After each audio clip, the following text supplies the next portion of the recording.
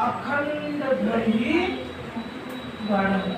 ये हम कह सकते हैं अखंड ध्वनि ही वर्ण है। अब इसको चाहे बृहद स्तर पे है ना, वो ध्वनियाँ जिनके टुकड़े ना हो वर्ण कहलाते हैं, यही ना। अब यहाँ रूपरंग या जाति की बात की तो मानसर सूत्र जो लिखा गया है पहाड़ी तो डमरू की आवाज़ सूत्र लिखे हैं ना, डमरू की ध्वनि पर एकदम मानसर सूत्र लिखा गया। इन्होंने क्या किया, डमरू की ध्वनि का छवि बनाया होगा, छवि बनाकर उसका रूप या आकार दिया होगा, यही ना। भाई छवि हम बनाते हैं, जैसे एक छोटा बच्चा होता है 4 पैर का बच्चा, उसको छोटी उम्र में बताया जाता है कुत्ता ना, लेकिन वही बच्चा भाग में चला जाए तो उसको 4 पैरों का सियार मिल जाए, उसके नजर में आएगा कुत्ता है ना। छवि बनाई जाती है ना, इन्होंने ध्वनियों की क्या बनाई थी, छवि बनाई थी। और छवि बनाने के बाद उन्होंने रूप या आकार दिया, ये बड़ा जटिल काम था है ना। रूप आकार देना बड़ा ही जटिल काम था। इन्होंने ध्वनियों का रूप दिया, ध्वनियों का क्या दिया, रूप दिया, यानी अखंड ध्वनियों का रूप ही वर्ण है। जब इन्होंने अखंड ध्वनियों का रूप दिया, कोई रंग उसमें भरा होगा, लाल पीला हरा नीला काला, हाँ, तो अखंड ध्वनियों को किसी न किसी रूप में परिवर्तित करना वर्ण है। जब इन्होंने परिवर्तित कर दिया, उसकी अपनी एक जात बन गई, आ ई उ है ना, यानी अखंड ध्वनियों का रूप रंग या जात में परिवर्तन होना नहीं, ये कह सकते हैं। परिभाषा किसी भी रूप में कर सकते हैं, लेकिन ध्यान रहे अखंड ध्वनि आपको जोड़ना है ना, अखंड ध्वनि आपको जरूर से जरूर जोड़ना है। यानी अखंड ध्वनियों का अखंड ध्वनि वर्ण है, या अखंड ध्वनियों को किसी रूप या रंग या जात में परिवर्तित करना ही समझ में आया।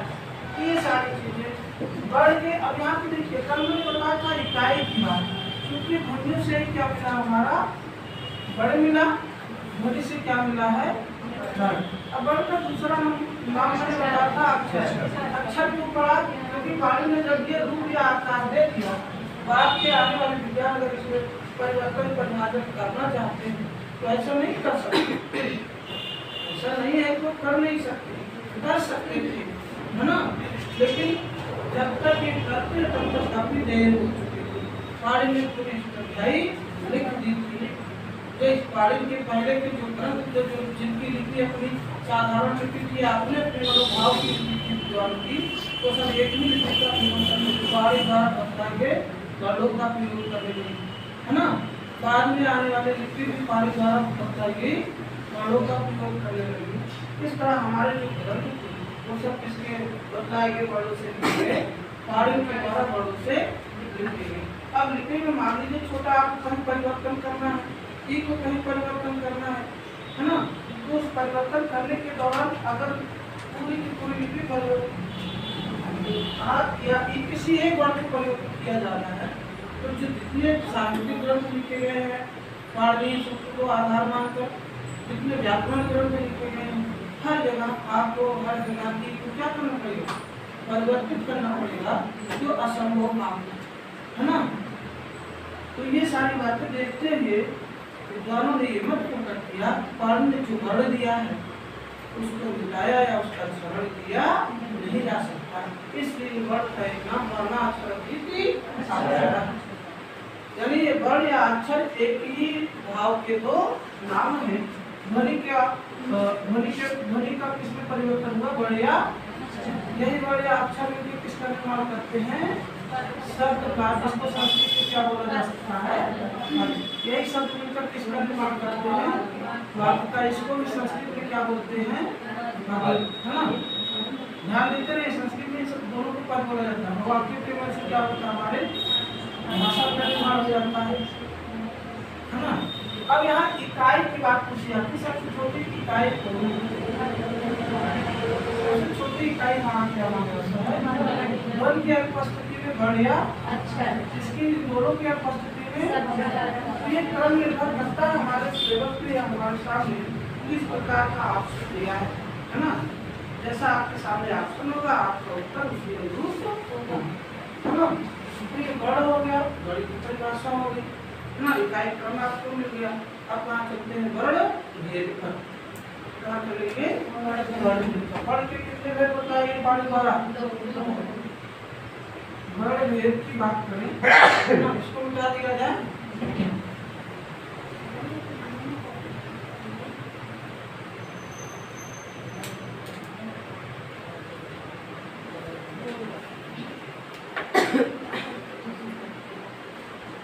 गढ़ भेद, जब हम गढ़ देखते हैं मानसो सूत्र में हमारे दो ही प्रकार के गढ़ देखते हैं, एक स्वर, दूसरा अच और हल, है ना। संपूर्ण अल है, अल दो भागों में बटा, अच और हल।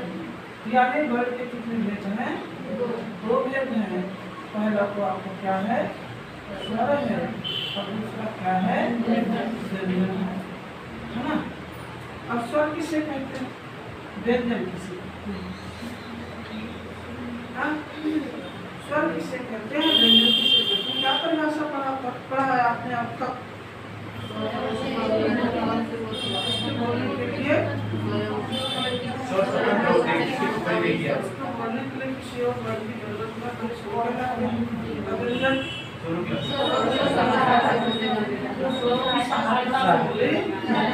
यानी वह वर्ड जिनको बोलने के लिए किसी वर्ड की जरूरत नहीं, किसी और के सहयोग की जरूरत नहीं, वह वर्ड जिनको बोलने के लिए किसी अन्य वर्ड की जरूरत पड़ेगा ना, किसी और की जरूरत पड़ेगा ना।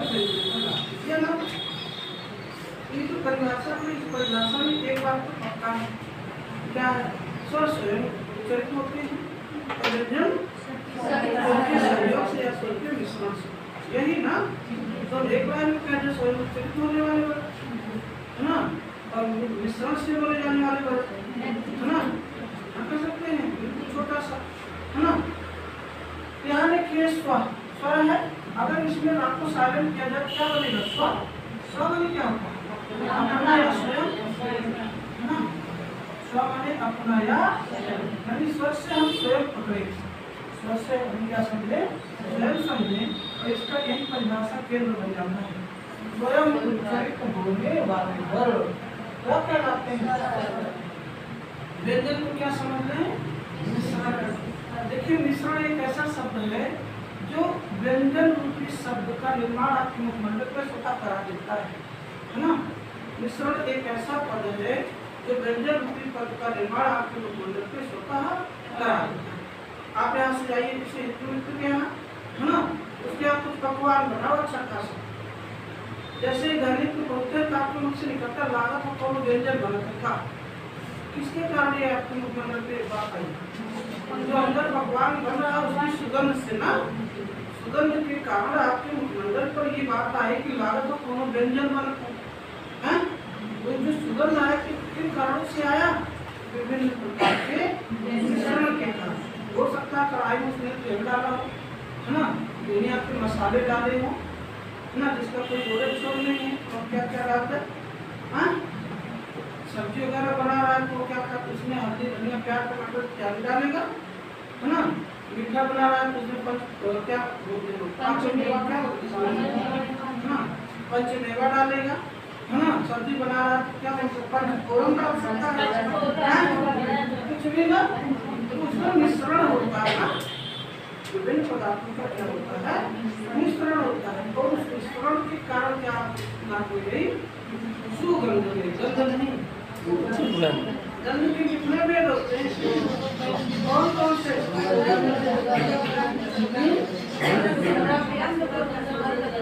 अब मैं यहाँ कहूँ कुछ गंधात होता काम हुआ,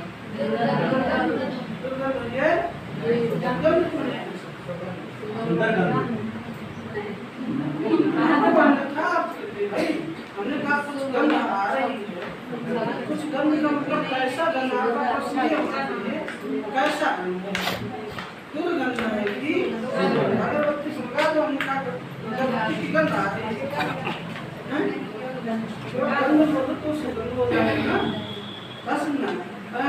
क्या लाला लाला क्लीनम आ जाए तो दुर्गंध, लाला प्रेमनम गाछ से भीगी इस तरह कुत्ते सड़ रहे हैं, है ना? इतनी थोड़ा दूरी बना के रखिए, है ना? बस ना, अब समय सड़े कुत्ते टहलेंगे एकदम गली गली में, है ना? तो आइए सड़े कुत्तों के गाला किसी अच्छा गली गली तेरी लो जल्दी, है ना?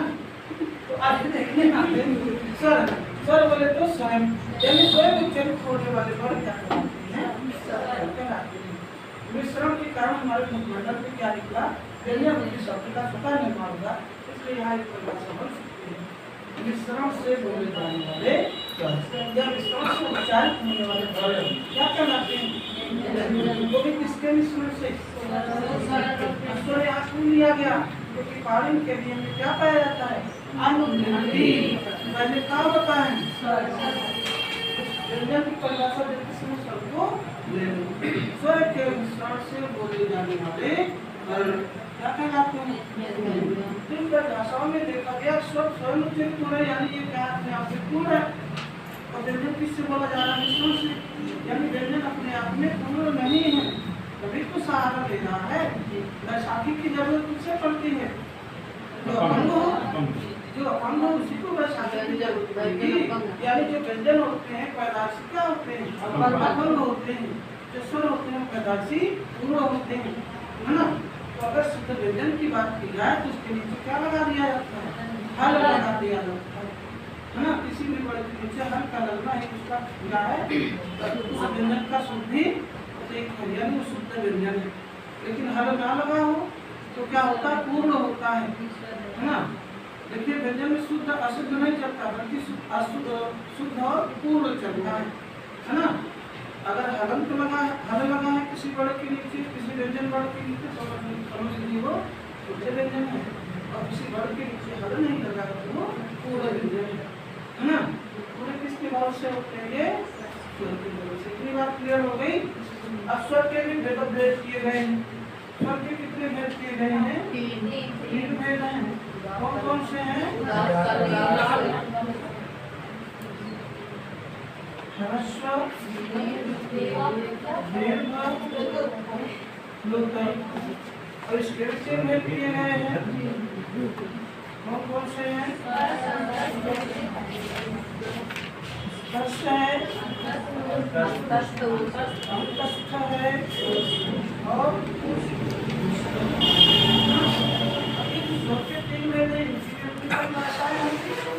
है ना? इनका भी अपना कोई तात्पर्य होगा, है ना? तो अब देखिए यहाँ पे ह्रस्व का मतलब क्या होता है? छोटा छोटा, दीर्घ का मतलब बड़ा, और बनना बड़ा, है ना? बड़ा कह सकते हैं, है ना? बस ना। तो अब यहाँ पे देखिए ह्रस्व की परिभाषा हम क्या पढ़ते हैं? वो वर्ड जिसको बोलने के लिए एक मात्रा का, तो अभी तो आपको वर्ड दिखाए नहीं कि मात्रा पहले आगे परिभाषा, है ना? संस्कृत में मात्रा सूत्र है, वर्णमाला भी नहीं, तो संस्कृत का वर्णमाला यहाँ से शुरू हो जाता है ना? वो तो ध्वनि दिखाई गई है, ध्वनि का एक रूप है वो मात्रा सूत्र। वर्णमाला की जब बात होती है संस्कृत में वर्णमाला यही दिखाया जाता है, हाँ वर्ण भेद में, है ना?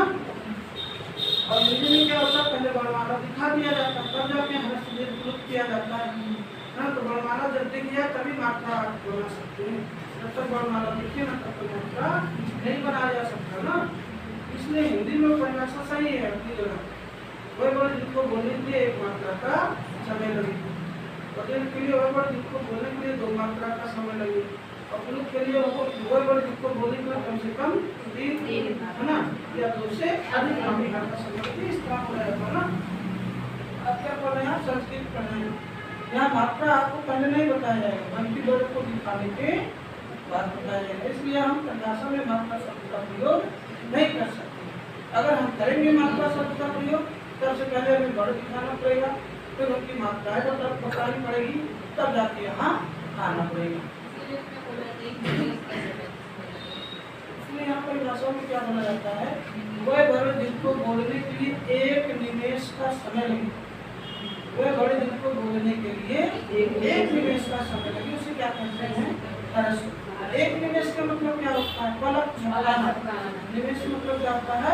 पलक झपकाना। निमेष मतलब पलक होता है, और एक निमेष का समय लगने का मतलब एक बार पलक झपकाने में है ना। तो आप जानिए व्यक्ति जब अपनी पलकें एक बार झपकाता है उसमें बहुत कम टाइम लगता है। इतना टाइम जब किसी वर्ड को बोलने में लग जाए तो क्या कहलाता है, और जब किसी वर्ड को बोलने में 2 निमेष का समय लगे तो क्या कहलाता है, दिन कहलाता है। और जब किसी वर्ड को बोलने में 2 से अधिक निमेष यानी कम से कम 3 अधिकतम चाहे उसको क्या कहते हैं, कुलुत कहते हैं, है ना। तो 2 से अधिक, 1 किया 2 किया उसके बाद पढ़ते रहिए, मुद्राहु उसको बोलते हैं, है ना। दो आंखें अपने हमेशा एकदम ऐसा लगता है कि कैसे हो, है ना। तो आप जानिए ये आपका क्या है, हर्ष दीर्घोर कुलुत क्या है, परिभाषा है। वह वर्ड जिनको बोलने के लिए 1 निमेष का समय लगे हर्ष कहलाते हैं, वह वर्ड जिनको बोलने के लिए 2 निमेष का समय लगे दीर्घ कहलाते हैं, वह वर्ड जिनको बोलने के लिए 2 से अधिक यानी कम से कम 3 निमेष का समय लगे। इसलिए आप कुलुत वर्णों को देखे होंगे उसके आगे 3 लिख दिया जाता है। तो 3 का मतलब ये होता कम से कम 3 निमेष का समय लगा हो जिसमें ऐसा है ना। एक चीज जानिएगा, प्रत्येक ह्रस्व का कुलुत बनता है, लेकिन प्रत्येक ह्रस्व का या दीर्घ का कुलुत बनेगा, है ना। कुलुत सबका बनता है चाहे ह्रस्व हो चाहे दीर्घ हो, लेकिन प्रत्येक वर्ड का ह्रस्व नहीं बनता, प्रत्येक वर्ड का दीर्घ नहीं बनता।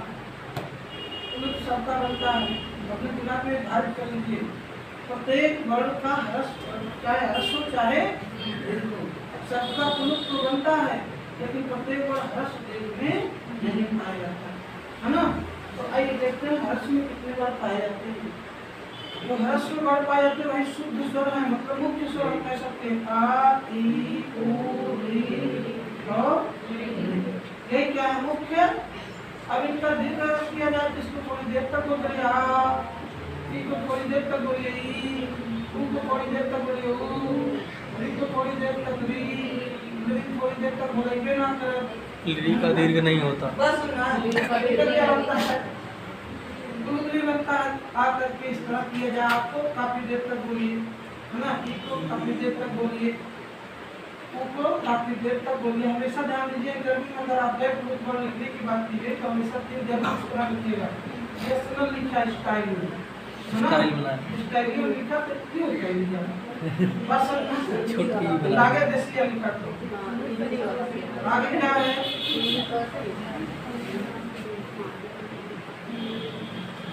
ये क्या है आपके मुख्य स्वरों के ह्रस्व दीर्घ और कुलुत। अब इसके बाद जो भी वर्ड आ रहे हैं स्वर में वो किसके कारण होते हैं, मिश्रण के कारण। आगे जोड़ दिया जाए क्या बनेगा, ए बनेगा। आ उ जोड़ दिया जाए क्या बनेगा, ओ। आ ए जोड़ा जाए तो आ ओ, जो लिखा तो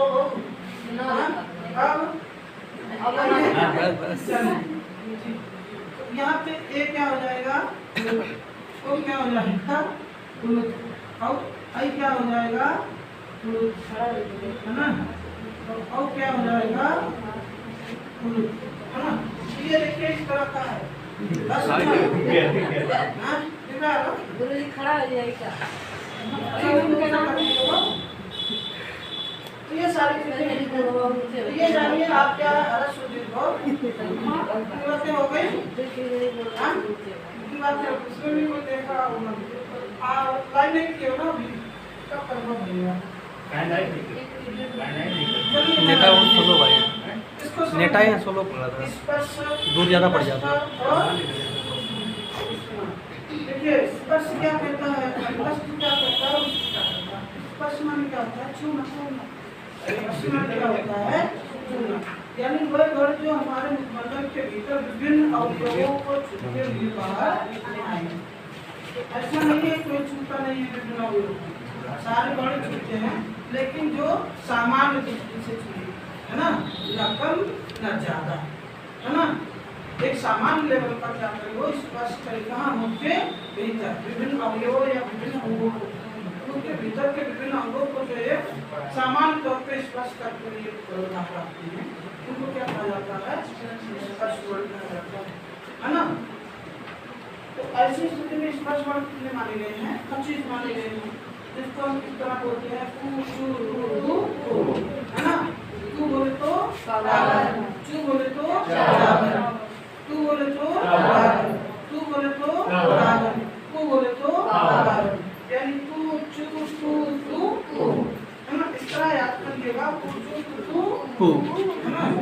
कितने बार होते हैं? कुछ टू तुम हमसे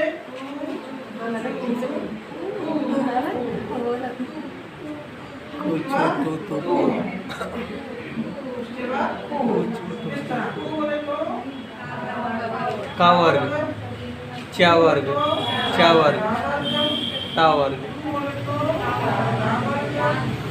ता वर्ग, पा वर्ग। है ना। एक वर्ग में कितने बार आते हैं? 5।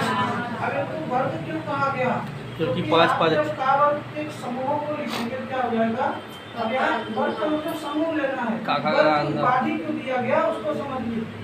का वर्ग यानी का के समूह कितने बार आते हैं? का इसमें क्या आते हैं? चा छा जा जा इया, ता ठा डा डा डा,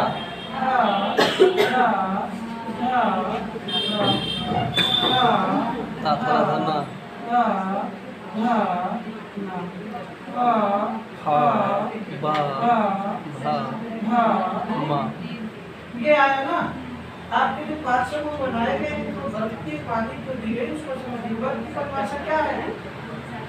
जब चार भुजाएं क्या हो? बराबर, चतुर्भुज की जब चार भुजाएं बराबर हो, वर्ग।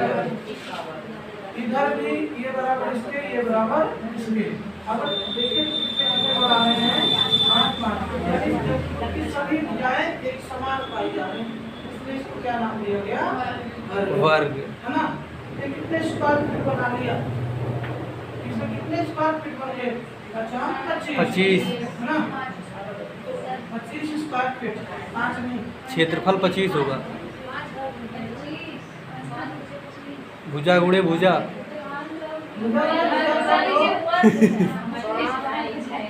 ऐसे होगा जी। ऐसे ऐसे करो 5 बार। 1 2 3 4 5 5 घाटे 2 25 बनेंगे।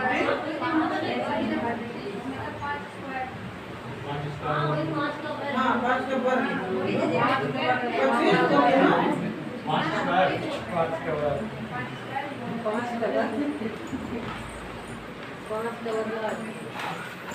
हम बना रहे तो खोई हो।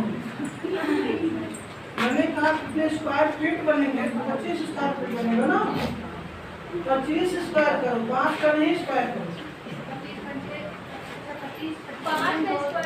25 पंचे 625। 5 के स्क्वायर का 25 क्या वर्ग बनेगा भैया? 25 25 वर्ग ना। 25 का वर्ग करोगे तो कितना होगा? कैसे लिखोगे? 25 का वर्ग 625 होगा। 625 में लंबाई चौड़ाई ऊंचाई चारों देखना ना। 5 क्यूब का तो 5 का देना 5 का हो जाएगा सर जी। 5 वर्ग फुट तो आपको लंबाई चौड़ाई दिया ना। वर्ग फुट अगर हम बोले तो लंबाई चौड़ाई दे दिया। और अगर वर्ग है तो 25 का वर्ग हो जाएगा। वर्ग की खाली लंबाई चौड़ाई होती है, ऊंचाई नहीं रहती। उसमें सब सर जी इक्वल होता है, सेम होता है। वो घन हो जाता है ना, घन या घन तो ऊंचाई आती है उसकी। वर्ग में केवल लंबाई और चौड़ाई है। अच्छा ठीक क्यों नहीं बोल जाते भैया? सब आगे बैठना। मैं समझ के वर्ग का है आजकल। वर्ग क्यों नाम दिया गया इसको? क्योंकि ये वर्ग का निर्माण कर रहा है ना। तो ये का वर्ग में आपके कितने वर्ग आ गए? 5। 5 का वर्ग में 5, का वर्ग में 5, का वर्ग में 5 और का वर्ग में 5, यानी 25। तो कुल मिला के कितने वर्ग आ गए? 25। इसमें स्पर्श अंतस्थ का मतलब क्या? अंत माने क्या होता है? अंतःकरण है ना। इसका माने क्या होता है? स्थित होना, यानी वह बड़े जो अंतःकरण में स्थित क्या कहलाते हैं? अंतस्थ। सीधा समझिए, शाब्दिक अर्थ से लेकर वह बड़े जो हमारे अंतःकरण में स्थित हो। इसकी तरह संवेग की तरह है। ना कौन बोले थे? कितने संवेग बताए? मैं दोनों कौन? 14 संवेग है मैकडूगल के अनुसार। 14 प्रकार की मूल प्रवृत्तियां हैं। उसी से संवेग जुड़ा है। मूल प्रवृत्तियां 14 है। हाँ तो मूल तो संवेग भी तो उसी से जुड़ा है। मूल प्रवृत्तियों की तरह ये कहाँ छुपे रहते हैं? अंतःकरण में सुसुप्तावस्था में रहते हैं, है ना? तो अंतःकरण में स्थित हुए बड़े जो सुसुप्तावस्था में रहे, आवश्यकता पड़ने पर विभिन्न रूपों में अपना प्रदर्शन करें, है ना? वो बड़े क्या कहलाते हैं? अंतःस्थल। तो ये वर्ड कितने हैं? 4 है। या, व, र, ल। ये ऐसे वर्ण हैं चारों, ये अंतःकरण में स्थित रहते हैं। जैसे हमें आवश्यकता महसूस होती है जिस रूप में, उसी रूप में क्या उद्गारित होते हैं। जरूरत पड़ी व्यंजन के रूप में व्यंजन का रूप ले लेते हैं, जरूरत पड़ी स्वर का तो स्वर का रूप ले लेते हैं। इसीलिए इसका क्या नाम दिया गया? 50% स्वर और 50% व्यंजन नाम दिया गया। और जो वर्ण स्वर और व्यंजन दोनों का अनुमान करे, जो व्यक्ति पुरुष और स्त्री दोनों का अनुमान करे, उसको क्या पूरा है? किन्नर। इसीलिए वर्णों में भी कहा गया जो वर्ण दोनों का अनुमान करे वो किन्नर वर्ण है ना। तो संस्कृत में किन्नर वर्ण कौन से हैं? हिंदी में खाली 2 ये मान जाते हैं। बात समझ रहे हैं? आगे क्या मिला आपको? उष्ण। उष्ण का मतलब क्या होता है? उष्ण उसमें कह सकते हैं। उष्मा होता है हमारे मुख से, उष्मा ही निकलता, सांस बाहर ले जाते हैं, उष्मा निकलता है ना। कोई भी वर्ड बोलेंगे उष्मा ही निकलता है ना, गर्म हवा ही निकलती है। लेकिन वह वर्ड जिनको बोलने में अपेक्षाकृत ज्यादा उष्मा का उत्सर्जन हो, ऐसे वर्ड जिनको बोलने में अपेक्षाकृत ज्यादा उष्मा का उत्सर्जन हो, उसे हम क्या कहते हैं? उष्मा। ऐसे वर्ड कितने हैं? 4। कौन कौन से हैं?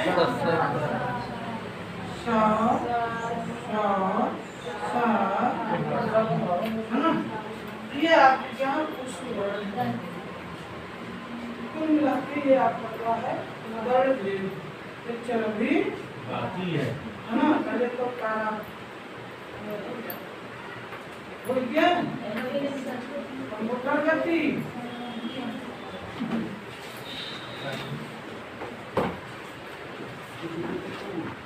गाँव का मोटर गति सुपर फास्ट है। सुपर फास्ट कंप्यूटर है। Super computer.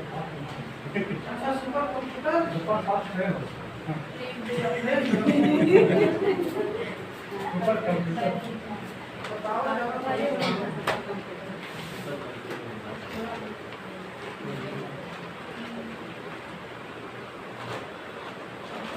इसको फटाफट उतारें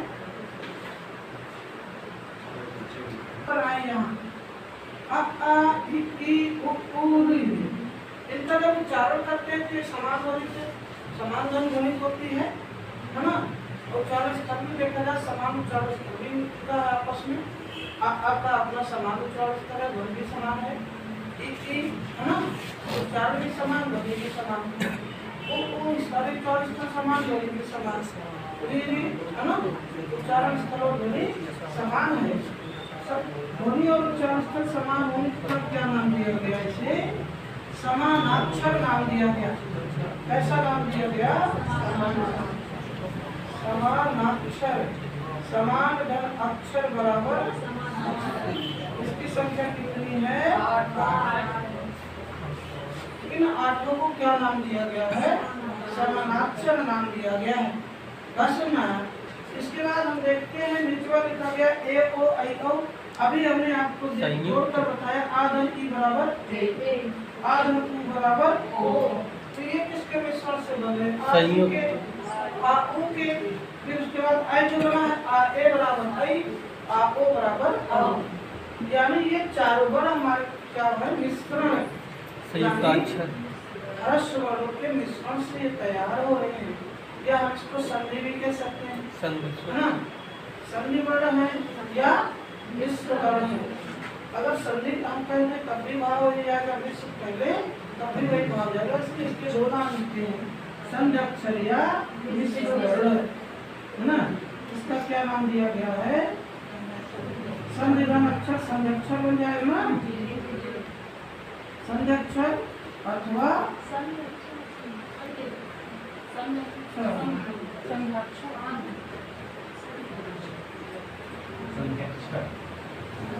संध्यक्षर अथवा मिश्र वर्ण। तो हमारा ये क्या है, कितने हैं, चार। इनको क्या नाम दिया गया, संध्यक्षर या मिश्र। किसे, ए ओ आई औ, है ना। अब यहाँ लिरी का जो ग्राफ है, हम देख रहे हैं लिरी के ग्राफ में दीर्घ में लिरी बनता ही नहीं है। यानी यहाँ एक प्रश्न अगर बन जाए तो आप कौन सा वर्ण है जिसका दीर्घ नहीं होता, लिरी का बताइए। और इसी ग्राफ में ए ओ आई औ दिए गए हैं, जिसका ह्रस्व नहीं दिया गया। अगर पूछा जाए कौन सा वर्ण है जिसका ह्रस्व नहीं होता, तो आप कितने बार पाएंगे, ए ओ आई औ। और ये कह दिया जाए निम्न में कौन सा वर्ण है जिसका पुरुष नहीं बनता, ऑप्शन दे दिया जाए आ दुई ए कौनो ना, कोई नहीं। तो ये घुमाने के लिए भी दिया जा सकता है, निम्न में कोई नहीं। बात समझते हैं, यह पुरुष सबका बनता है, पुरुष सबका बनता है, जो ह्रस्व या दीर्घ कुछ वर्णों का नहीं बनता। हो गया, इतनी बढ़ोतरी हो गई इसमें। अब आगे बढ़े, आगे व्यंजन में बढ़ना है। व्यंजन की जब बात करते हैं तो यहाँ देखिएगा जो आपके स्वर आ रहे हैं टोटल, ये टोटल स्वर हमें कहाँ से पता चलता है, पुरुष से। क्योंकि यहाँ पे हर स्वर दीर्घ सबका पुरुष बनता है, तो हमें मानसिक सूत्र में क्या मिलते हैं, ये पांचों मिलते हैं। उसके अलावा ये मिलता है मानसिक सूत्र में ना, 5 4 और ये पुष्टि कौन करता है, पुरुष। क्योंकि ये सबका क्या बनाता है, पुरुष बनाता है ना। बस समझना। तो ये 9 स्वर हमारे किसमें पाए जाते हैं, हमारे स्वर उसकी पुष्टि कौन कर रहा है, पुरुष। यानी स्वर कितने होते हैं। और यहाँ देखिए स्पष्ट वर्ण 25 है, स्पष्ट 4 है, उसमें 4 है, 25 4 और 4 यानी व्यंजन वर्ण कितने हमारे स्वर में 35 है। यही मुख्यता है ना। अब इसके अलावा व्यंजन में और भी प्रयोग में लाए जाने वाले वर्ण माने जाते हैं। अब जैसे स्वर में प्रयोग में लाया जाने वाला वर्ण और कितना हुआ, अतिरिक्त 4 हुआ ना, 2 4 13, यानी कुल प्रयोग में लाए जाने वाले स्वर वर्ण कितने हैं, 13 हैं। मास्टर सूत्र के अनुसार स्वर वर्ण कितने हैं, 9 हैं। और मुख्य स्वरों की संख्या कितनी है, 5 है। आप समझते हैं सारी बातें। मुख्य स्वर कितने हैं, 5 हैं। मास्टर सूत्र के अनुसार स्वर कितने हैं, 9 हैं। और कुल स्वरों की संख्या यदि प्रयोग के अनुसार जो होता है तो कितना हो जाएगा, 4 तक बढ़ जाएगी। मुख्य स्वर का यही आई यू नहीं। हाँ, ये मुख्य 5 है, प्रमुख है। तो मास्टर सूत्र के अनुसार 9 है और कुल कितने हैं, 13। क्लियर हो गया। अब जरा समझिए, अब कुल का मतलब प्रयोग जो लाया जा रहा है लिखने पढ़ने में। यहाँ देखिए मास्टर सूत्र के अनुसार कितने हैं, 35। प्रयोग के अनुसार देखने पड़ेंगे है ना। प्रयोग के अनुसार जब देखते हैं तो 4 की और बड़े संयुक्त अक्षर है ना, 35 4 37 है ना। और उसके बाद और भी 4 बार और पाए जाते हैं, के अनुसार ही है वो है ना। जिसे हम क्या कहते हैं, प्रयोग है ना। तो आइए देखते हैं, इससे आगे बढ़े, मिटा दी।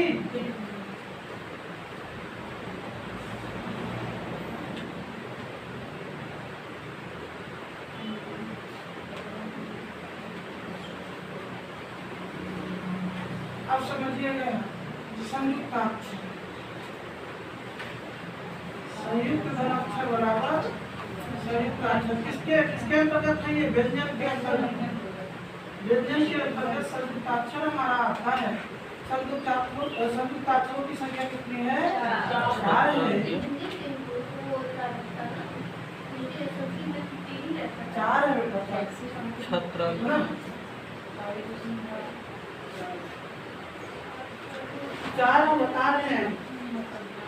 मुख्य 3 प्रयोग 4 करते हैं। अगर श्राप पद का संस्कृत में प्रयोग ना होता होता है ना, वहाँ दर्शन दिक्कत ये आई, बाबूराम सक्सेना में विश्व प्रिंट हुआ है ना। और उसी को आधार मान के बनाई लिखी में बस उद्योग में है ना। बस आया वहाँ में स्टूडेंट है, सारा बढ़ा लीजिएगा बाबू में सबसे लंबा कितने हैं संयुक्ताक्षर 4 है। छ र य है ना। अब यहाँ पे जो छा है उसके कितने वर्ण माने होते हैं और मूर्धन्य सा। में कितने माने ता और रा। या में कितने माने या और या या। और सा में कितने माने होते हैं सा और। एक चीज ध्यान दीजिएगा, अगर सा में देखा जाए तो बड़े कितने 3 बड़े हैं। छोटा आ शामिल क्या है सम्मिलित है ना। अगर आप सम्मिलित नहीं करेंगे तो उच्चारण नहीं हो पाएगा।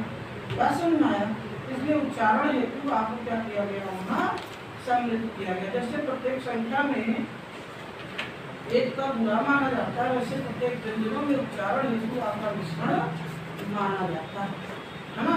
तो आपको कहा भी गया शुद्ध उच्च रणार्थ है ना, उच्चा रणार्थ बताया गया ना। तो ये चीज जानते रहिए।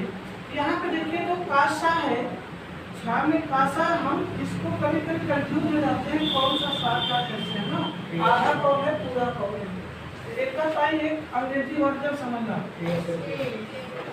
का को क्या लिखते हैं के और सा को क्या लिखते हैं यानी के यस एच ए। के यस एच ए ये इस तरह ना। तो के साथ ए नहीं है, अंग्रेजी में जिस वर्ड के साथ ए नहीं होता वो आधा है, यानी के आधा है।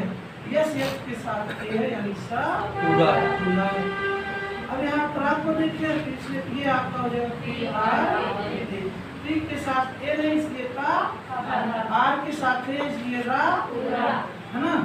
अब यहाँ पे इसलिए जी वाई ए कर लो या जे वाई ए कर लो है ना, ज्यादातर जी वाई ए है ना।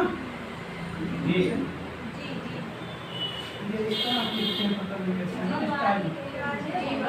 अरे ले यस हो गए। अब यहाँ पे देखिए जी से ज्यादा दोनों माने क्या है।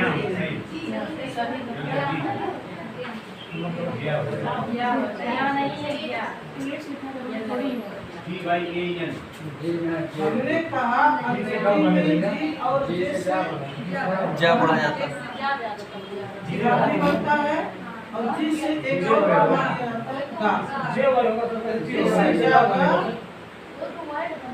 दोनों बनता है ना। तब ज्या होइए यार, क्या चाहिए मुझे ना भैया। हेलो ज्या थोड़ी चाहिए, क्या चाहिए। सही है सर।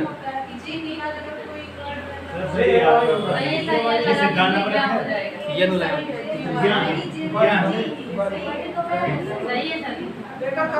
जी भाई ये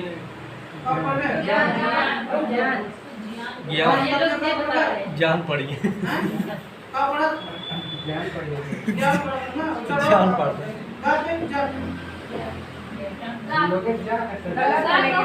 ये जी ही रहेगा, उच्चारण भी देखा जाता है जी जी। अभी ज्ञान शाकुंतला में पढ़ते, अभी ज्ञान नहीं पढ़ते सर। शुद्ध जबकि ज्ञान पढ़ना चाहिए। लेकिन सब जो डिग्री कॉलेज में टीचर वगैरह रहते हैं वो अभी ज्ञान ही पढ़ते हैं, ज्ञान नहीं कहते।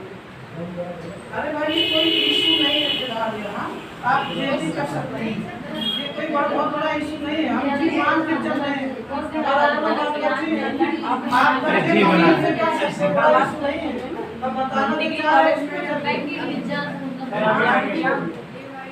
सही करना लड़कियों जी सर। सही है क्या? जैसा मन का यूज कर सकता। देखिए जी के साथ ए नहीं है। अब इसमें आपका जा या का जो भी आपका जे लिखना है मुझे लिख सकते हो है ना। जा लाने के लिए जी के बजाय जे लिखना चाहते हो तो आप लिख सकते हो। उसके साथ ए नहीं, जिसका मतलब वो आधा है, यानी जी के साथ ए नहीं तो जा क्या मानने चलेंगे आधा। वाई से अंग्रेजी में 2 वर्ण बनते हैं, अंग्रेजी के वाई से हिंदी के 2 वर्ण, एक तो या बनता है और दूसरा या बनता है। अब वाई से हम क्या माने यहाँ, ये भी समस्या आएगी है ना। तो आप जानिए अंग्रेजी के वर्डों से कई वर्ण बन जाते हैं, क्योंकि वहाँ 26 वर्ड है, समझिएगा। वहाँ कितने हैं 26 है, तो हमारे संस्कृत में 52 तक माना जाता है, 54 तक माना जाता है, 46 माना जाता है, 42 माना जाता है, इतना मान जाता है। तो एक तो तुलना है ये हो, बात तो समझ में आया। एक वर्ड से वहाँ कई वर्ड समझ लिए जाते हैं, मान लिए जाते हैं। तो ये आप समझिए, यहाँ पे y से क्या हमें समझना, यहाँ समझना है, और y के साथ a, इसका मतलब यहाँ पूरा है।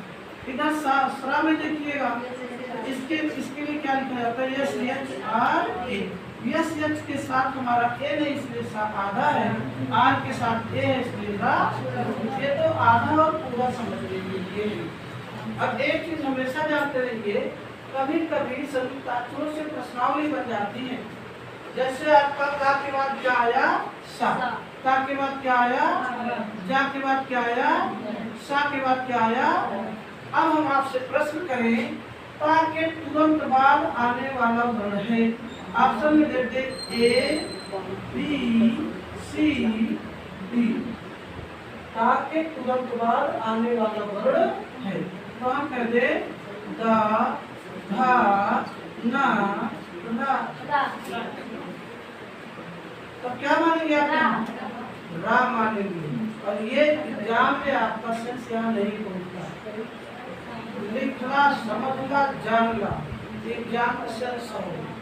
वहाँ से ऊपर दिया रहेगा ना ड्राम में। अरे भैया कुछ न दे रहे हैं, तो देखा थे ये मानिए लिखा रहे, ताकि तुरंत बाद आने वाला प्रश्न है, ये ऑप्शन है। ताकि तुरंत बाद आने वाला वर्ण है। अरे भाई मैंने कहा ऑप्शन में ता के बाद तुरंत क्या आता है, था आता है, था ना दे रहे हैं ऑप्शन। जब रा हुई हमें तब ये ध्यान में लाना है, संयुक्ताक्षर। मेरे कहने का मतलब संयुक्ताक्षर का प्रश्न इस तरह बनता है ना, गहराई लेवल में। अभी उदाहरण होगी कि सरा में कौन कौन वर्ण है, बस सुनना आया। सरा में कौन कौन से वर्ण है, ये सब क्या हो गए, पुराने प्रश्न हो गए। नए प्रश्न सीखिए। का के तुरंत बाद आने वाला वर्ण है, खाना दे रहे, गाघा दिए रहे, गाघा अंगा दिए रहे, लास्ट में हिस्सा हो गए, है ना। तो सा भिड़ाईगा तब सा सर सा, हाँ तो हुआ बात है। वो धन सा के बाद छोटा सा आवाज है, बात सुनना है, कुछ खा नहीं दिया रहेगा, समझ गए ना। तब तो फिर वो सामान्य रूप से सब व्यापक हो जाएगा, तब सस्पेंस हो जाएगा ना। तो क्वेश्चन ही विदर्भ कर दिया जाए, लेकिन कुछ क्वेश्चन विदर्भ नहीं होगा, तो वो संयुक्ताक्षर की श्रेणिका हो जाएगा, और ये सामान्य श्रेणिका तो वही खाली माना जाएगा, है ना। हाँ ऑप्शन में दिया नहीं रहेगा भैया, ताकि बाद तुरंत बाद आने वाला वर्ण है। तो ये ऑप्शन इस तरह के प्रश्न एक आध दो बार लिखे दिया करेंगे, है ना। सर वो जो छठी वाला अच्छा है, हाँ सुका के हलन की छठी सा के हलन प्लस आन। हाँ कोई दिक्कत नहीं है, अगर यहाँ आपको करना चाहिए तीसरा वर्ड अपने आप आ जाएगा, वही तो हम बता रहे थे हमसे, है ना। सुका के हलन और दूसरा के हलन तो दोनों में दिखाई। आपको अलग कर दोगे तभी वो सब पूरा माना जाएगा, क्योंकि आपका उसी में ऐड होगा। कामे पूरा आधा है सा, आधा का आधा सा से दिखा लेते, आधा का आधा सा से कभी दिखा बनेगा हलन तो छामे लगेगा। हाँ अगर आने का गांधी छामे हलन हो जाएगा, क्यों नहीं बनेगा।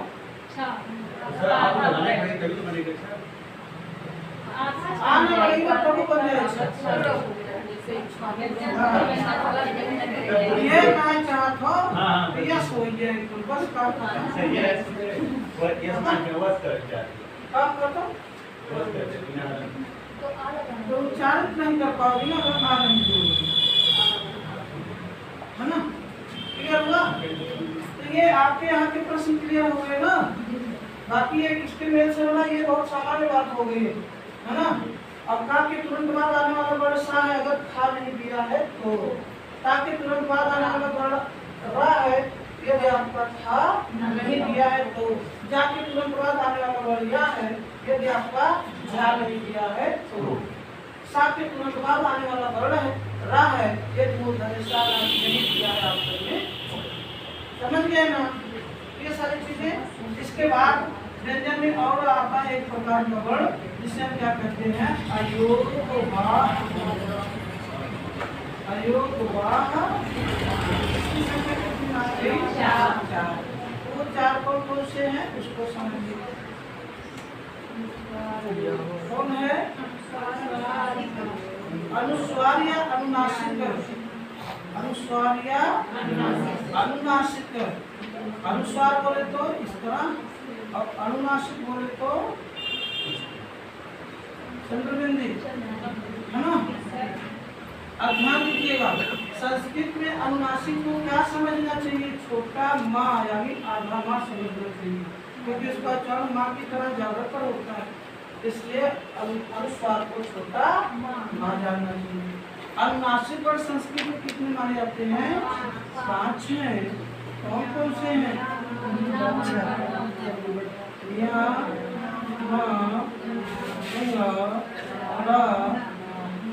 ये अनुनासिक का मतलब क्या होता है? जो नाक का अनुसरण करे, है ना। अब अनुनासिक वर्ण नाक का अनुसरण करने वाले वर्ण हैं, अगर हम इनको नाक से बोलने की इच्छा ना रखें फिर भी ये नाक से ही अनायास आते, ना चाहते हुए भी नाक से अनायास निकल जाते हैं।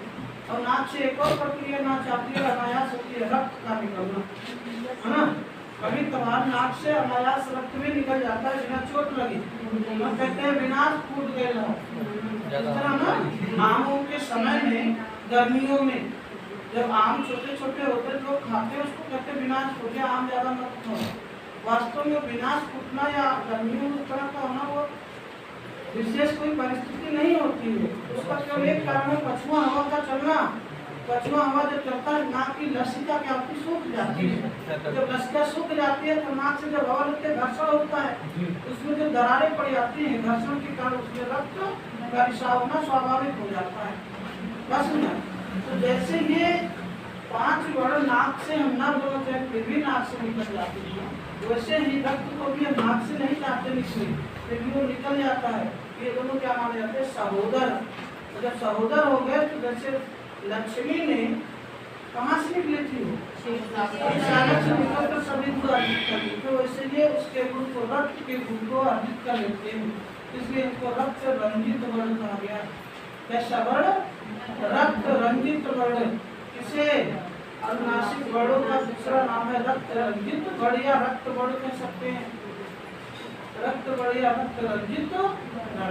अब रक्त वर्ण कहने का तात्पर्य पछुआ हवा ना चले, आपकी लसिका ना सूखे फिर भी रक्त निकल आता है, इसको लगातार बोलते रहिए। नाक में लगातार आप नाक कर रहे कंपन होता है, कंपन होने के कारण यहाँ की जो अंदर की मांसपेशियां बहुत ही मुलायम होती है, उसमें दरारें पड़ जाती हैं, तब भी रक्त का निकलना स्वाभाविक हो जाता है। बात समझ में आया? तो ये आपका कैसे वर्ण माने जाते हैं? रक्त वर्ण या रक्त रंजित, है ना। ये आपके 5 वर्ण हैं। इसको किस नाम से जाना जाता है? रक्त वर्ण या रक्त रंजित वर्ण। एक चीज है यहाँ पर जो गहराई लेवल का प्रश्न है, मैंने कहा अनुनासिक को छोटा माँ समझना चाहिए, सॉरी अनुस्वार को छोटा माँ समझना चाहिए। अनुनासिक कितने बड़ा है? 5। इसका दूसरा नाम क्या पड़ा? रक्त रंजित। अब अनुनासिक और अनुस्वार में एक चीज कॉमन मिल रहा होगा, कौन सा वर्ण? माँ। यानी अगर कहा जाए वह कौन सा वर्ण है जो अनुस्वार और अनुनासिक दोनों का अनुगमन करता है? कौन सा वर्ण वो है? माँ। ये अनुस्वार और अनुनासिक दोनों का अनुगमन करता है ना। यहाँ पे प्रश्न बन जाता है वह कौन सा वर्ण है, कौन सा वर्ण जो अनुस्वार और अनुनासिक दोनों का अनुगमन करता है, तो आप क्या बताएंगे? क्लियर हो गया? दूसरे नंबर पे आपका है विसर्ग। क्या है? विसर्ग, है ना। तो यहाँ देखिए विसर्ग। अब अयोगवाह की परिभाषा अगर हम कहना चाहें क्या कह सकते हो? वह वर्ण जो अपना मूल रूप ना दे करके अपने प्रतिबिंब को दे, अपना कोई प्रतिरूप दे, यानी अपने किसी प्रतीक चिन्ह को इंडिकेट करें या कराए हुए अयोगवाह की श्रेणी में चले जाते हैं।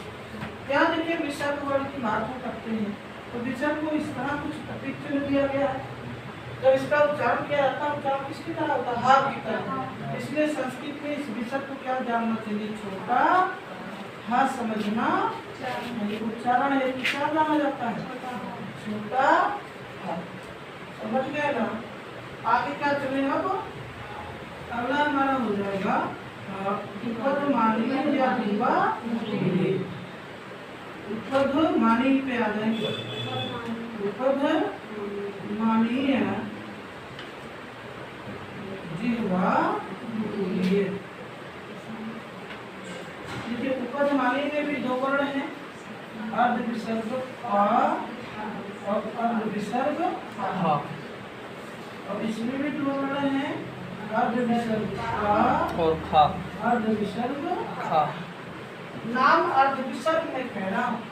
ये अर्ध विसर्ग के विसर्ग इस तरह होता है जी। इसको आधा मिटा दो, इसको ऊपर से आधा मिटा दो, एक को नीचे से एक को ऊपर से, वो रूप ले लिया ना अर्ध विसर्ग का। तो इसका काम क्या है, इस चिन्ह का काम है स्पेस देना, स्पेस देना। इसका काम क्या है, स्पेस देना। इसको पॉज बोलते हैं, पॉज देना, है ना। यानी किसी वर्ड को उच्चारित करने के पहले लंबी सांस अंदर खींचना, फिर सांस को बाहर निकालते समय जिन वर्डों को बोला जा सके। लंबी सांस अंदर खींच करके सांस को बाहर निकालते समय जिन वर्डों को बोला जा सके उन्हें हम उपदमानी वर्ण कहते हैं। उपदमानी का मतलब होता है जमुहन, जमाई लेते समय बोले जाने वाले वर्ण। और जमाई जब लेते पहले इतना बड़ा मुंह फैलाते हैं, फिर सांस अंदर खींचते जाए, मक्खियों का भंडारा चला जाए तो आप रोक नहीं सकते, है ना। कहाँ बंद हुए, कहाँ बंद है जमाई, कहाँ बंद हुए। मक्खियों का गुब्बार कहाँ तक जा सकता है वो आप ही जान पाएंगे, है ना। अगर आ गया सामने गुब्बार जमाई आते समय आप उसको रोक नहीं सकते, हाँ। वो सिर्फ सकत लेकिन रुके ना, वो अपना कसर पूरा कर लेगा, हाथ से रोकेगा, हाथ के बीच जो छिद्र होगा उससे खींच लेगा। जैसे मुंह में जाए तुरंत बंद हो जाए। कैसे हम समझाएं, जमाई किसी का मुंह बंद हो जाता है क्या कुछ नहीं, जब अच्छा जाएगा मैं जमाई प्रक्रिया की बात कर रहा हूँ। जमाई के समय कुछ भी अंदर चले जाए आपको मुंह बंद नहीं होगा, खुलिए खुलिए। जमाई जब लिया जाता है आपका मुंह बंद ही नहीं होता, अंदर बाहर सांस होने के बाद ही बंद होता है ना। कभी कभी हम लोग बात करते हैं, जमाई आ जाते हैं, बोलने का प्रयास करते हैं, काका पापा इतना ही चोट हो पाता है, इसके अलावा किसी अन्य वर्ड का उच्चारण नहीं होता, है ना। तो आप वास्तव में ये जो उपदमानी इसका मतलब जमुहन वर्ड होता है। जमुहन वर्ड मिलते हैं, चार होते हैं, पापा पापा, है ना। ये जमुहन वर्ड होते हैं। इसमें क्या था, पापा का जब उच्चारण किया गया, है ना, और का और पापा का जब उच्चारण किया गया तो उसमें का को देखा गया। इसको बोलने से हमारे क्या है, ऐसा लगता कलेजा बाहर आ जाएगा। का ये जोर कहाँ जाता है, यहाँ जाता है ना, हृदय के ऊपर तक। तो इसको क्या माना गया है, जिह्वा मूल। ऐसे लगता है ये जिह्वा की जड़ से निकल रही है। का उच्चारण ऐसे प्रतीत होता है जैसे कि जिह्वा के जड़ से निकल रही है। और पापा का जो उच्चारण होता है वो बिल्कुल नॉर्मल तौर पे होठों का खुलना बंद होना जाता है। काम क्या तो और ये है